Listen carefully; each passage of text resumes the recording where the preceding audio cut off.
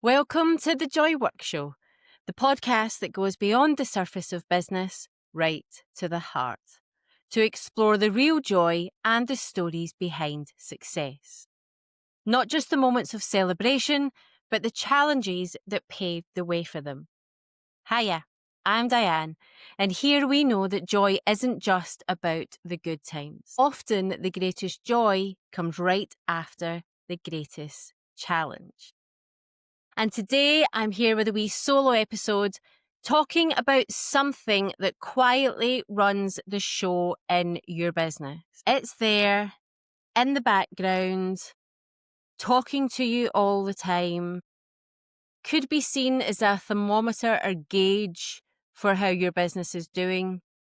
And it runs the show more than any strategy, launch plan, or content calendar. And that is self-trust. Because you can have the best strategy in the world, you can be working with the best strategist in the world, but if you don't trust yourself to lead, you'll second guess every single move, dilute every decision, and keep handing your power to everyone but you. So I want to talk about how to stop crowdsourcing your business and start actually leading it. How do we lose self-trust in the first place? No one starts their business thinking, I can't trust myself. I can't do this. There's no way this is going to work for me. Because let's face it, we wouldn't start. You start with excitement, instinct, gut feelings. You try things, you improvise. At one point, you just go. And then you start to consume. You consume a lot of content. You consume what others are doing. You hear a lot of shoulds. You might even buy a few courses. You watch what everyone else is doing. And slowly what was once your business becomes a patchwork of other people's strategies, frameworks, businesses, and ideas. You start asking, but what would they do? Is this the right way? Am I right to follow my instincts? Should I copy that approach because they seem to be doing pretty well? And before you know it, you're not running your business anymore. You're running a group project in your own head where everyone else's opinion is louder than your own. Self-trust doesn't vanish overnight. It's eroded in tiny moments where you choose someone else's knowing over your own. And let me just say here that this isn't just about peers in the same space as you, isn't just about courses you might have done, isn't just about coaches or strategists or mentors you might have worked with. This is about friends and family and you listening to the opinions of maybe even people who haven't walked the same path as you, who aren't entrepreneurial, who don't have their own business, but you're still listening to them when they tell you that this is never going to work, or you should try this way, or that way, or the next way. This is about you handing that power over to all of those people in your life. Every time you override your gut to follow somebody else's rule, somebody else's opinion, you train yourself not to listen to you. So what could be some signs that you're outsourcing your power? Because this isn't about you not collaborating with people. This isn't about you not learning from people about a great way to do things. We can all learn from people who are slightly ahead of us or who have walked the path we want to walk before us. But there are definite signs that you are crowdsourcing your business. And it might look something like this. You can't make a decision without asking 3 friends, 2 group chats, and your Instagram stories. Before you come up with an idea, you might find yourself jumping onto Instagram or LinkedIn to find out what that coach who you've put on a pedestal last posted and if it would be relevant for you. You change direction every time you see someone else's success post. You keep thinking, that's something I could do. You keep buying strategies, but you never implement. The only way that strategies work, if you want to follow somebody's strategy, if you want to follow somebody's framework, you have to implement them. But you're too scared to commit to one. So you collect them all, thinking that they're like honor badges, and you end up doing nothing with even just one of them. You know what you want to do. You keep going back to that original vision, what you want to do and why you started your business, but you're waiting for that external validation before you act, before you start, before you implement. And if any of these you're sitting there thinking, that's me, or indeed you feel called out by it, then that's good. Because that's self-awareness. That's knowing where you are. That's seeing perhaps now not where you've been going wrong, but where you've been giving that power over. And it's not about shame. And it's not about, as I said, you've been doing something wrong. It's about noticing where your self-trust has leaked so that you can bring it back. So let's think about how we can start bringing that self-trust back. How can we start building our self-trust and indeed have a toolbox that we can dip into when we need to work on our self-trust? Because even when you've worked on your self-trust, there will still be times that you will fall into habits where you're looking for external validation, you're looking at the shiny objects, you're looking at what others are doing and thinking that you're not doing good enough. So let's get into that. So self-trust isn't a vibe that you want in your business. Self-trust is an energy. It's a practice. And if you think about it like this, we just spoke about awareness. So you think about a little mini framework that you can do. You can notice that your self-trust is lacking. You can decide to do something about it. And then you can honor it as much as you can. So in noticing it, you can come back to what you know. Ask yourself, what do I already know is true about me, my clients, and my work? Think about the things that your clients say to you of why they love working with you. That there is self-trust proof in action. What am I pretending not to know because it's inconvenient? There'll be something that you want to implement in your business. There'll be something that you know you should be doing and you're not. And it's normally because it's uncomfortable, it's inconvenient, but it's actually where, one, your growth will come, but two, where you can build your self-trust the most because you can teach yourself that you know this is the direction I want to go. I take the action, I get the results, and your self-trust is then glowing with that belief. And then where am I using I don't know as a way to delay action? What are you procrastinating on? What do you believe you don't know when actually you just need to get started like you did right at the start of your business? So at the start of the business, there was lots you didn't know. So for those 3 questions, write it down, get it out of your head and into reality. Self-trust starts with acknowledging that you do actually know some things, that you did actually take the action to get your business started in the first place. And then decide. Make one clean decision. Self-trust grows every time you make a decision and stand behind it. Pick one thing where you've been wobbling. Maybe it's your main offer. Maybe it's your pricing. Maybe it's your core platform, or perhaps you don't have a platform, but no, it's time you absolutely do. Maybe it's your message. Maybe it's something else in your business, but make a decision for the next 90 days. Not forever, but just a container where you can prove to yourself that you can take the action and you can get a result in something as short as 90 days. Then say to yourself, for the next 90 days, this is what I'm choosing. My job is to back this decision with action. You're removing the endless renegotiation. You're removing the next shiny object that you see on social media that tells you that you can solve all of their business problems by becoming tunnel focused, hyper focused, or even maybe just focused on the thing that you truly want to get done. Because that's where a lot of our energy leaks. deciding, undeciding, redeciding. So make the decision, take it away, and move on with that one thing. And when you feel your eyes going left and right to the other things that are around that are sparkling away, that seem like a solution, make the commitment to yourself for those 90 days. Nothing else apart from that in those 90 days. And then honor it. Act in alignment with your decision. This is where the self-trust is built or broken.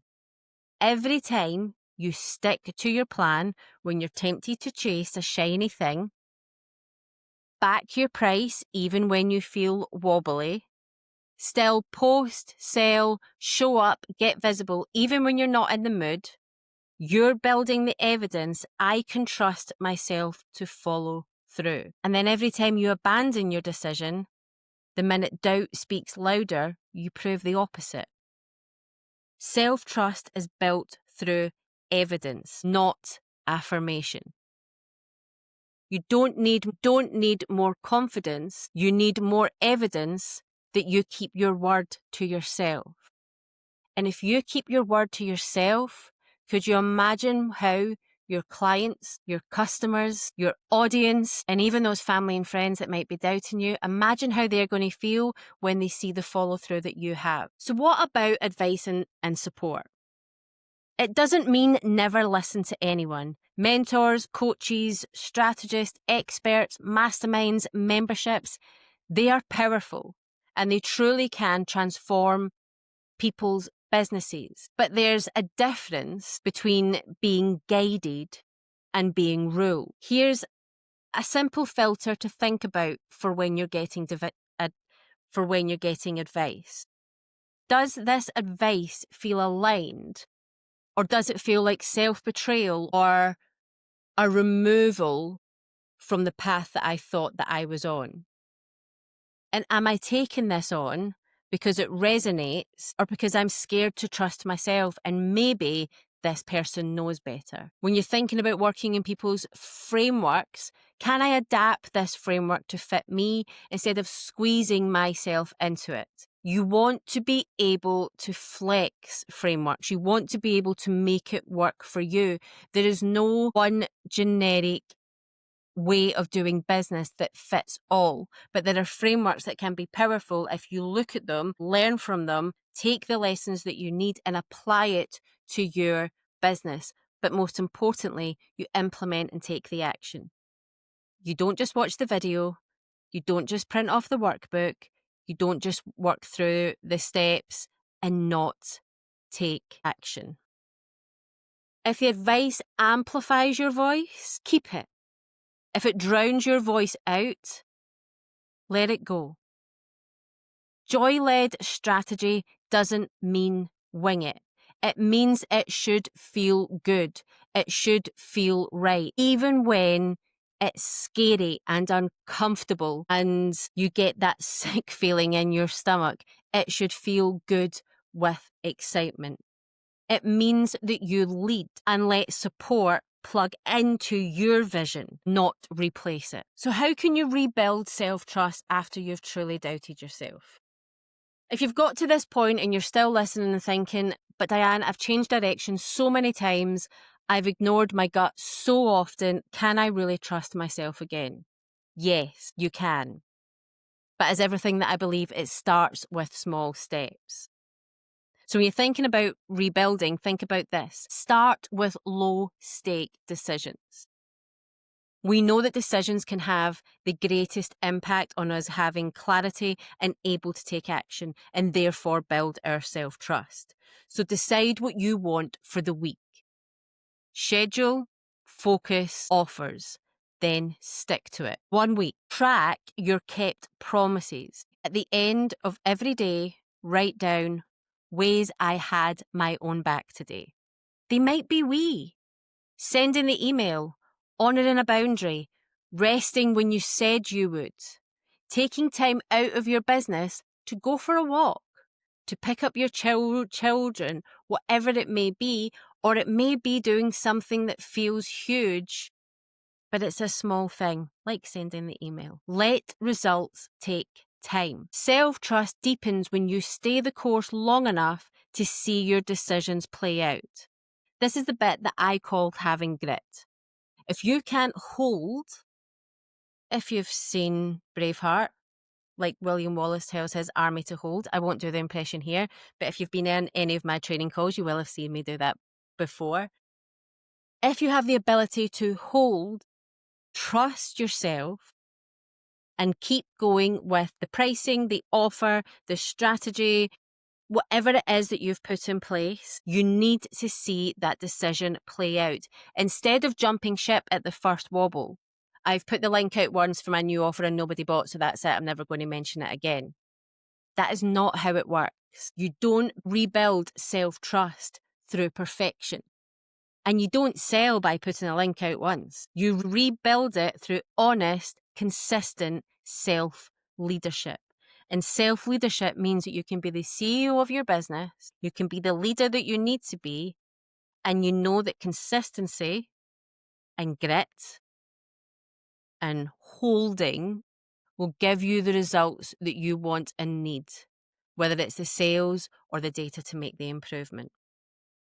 Self-trust isn't built in big breakthroughs. It's built in the quiet follow-through. Okay. If you're going to take 3 things away with you this week, here's what I'd like you to take away. Your strategy isn't the real power. Your self-trust is. If you don't trust yourself, no strategy will ever feel safe enough for you to commit to, for you to commit to take the action, for you to believe that the results will come. Number 2, that every clean decision you honour is a deposit into your self-trust bank. Stop making promises you have no intention of keeping, especially to yourself. Make decisions daily, bit by bit, that build the self-trust that you can make a decision and, more importantly, that you can follow through. Number 3, that advice is input, not instruction. You are allowed to lead. You are allowed to adapt. You're allowed to say, thank you, I've listened, but that doesn't fit me, and then choose what does. You don't need to become someone else to build a successful business. You need to become someone that you can rely on. You're not here to crowdsource your life and your business. You're here to lead it. Thank you so much for spending time with me today, and I hope that you're going to go and build on your self-trust. Because one thing's for sure, if you're listening to this, I think you're pretty magic. And I think you should go on and do some wonderful, wonderful things. You just need to build the trust and belief to do it. If you'd like to discuss this more, I'd love for you to come and join the free community, the Joy Work Club. The link is in the show notes. And if you have 2 seconds to just like and subscribe to this podcast, I will love you forever. Whatever platform you're listening on, it takes 2 seconds and it really does help us keep bringing this show out, keep bringing more guests on, and keep spreading the Joy Work in far as wide as we can. There is no guest episode this week because in the background I am preparing for the year anniversary of this podcast coming up in just a week's time, where I will be bringing you 4 very special guest episodes from the 4 most downloaded, commented, liked, shared episodes from the last year. I've started recording them and they are pretty special. So stay tuned for them. They will be coming from next week, the first week in December. I hope you're having a great week. I hope you're ready to build a business anchored in the deepest strategy that there is, self-trust.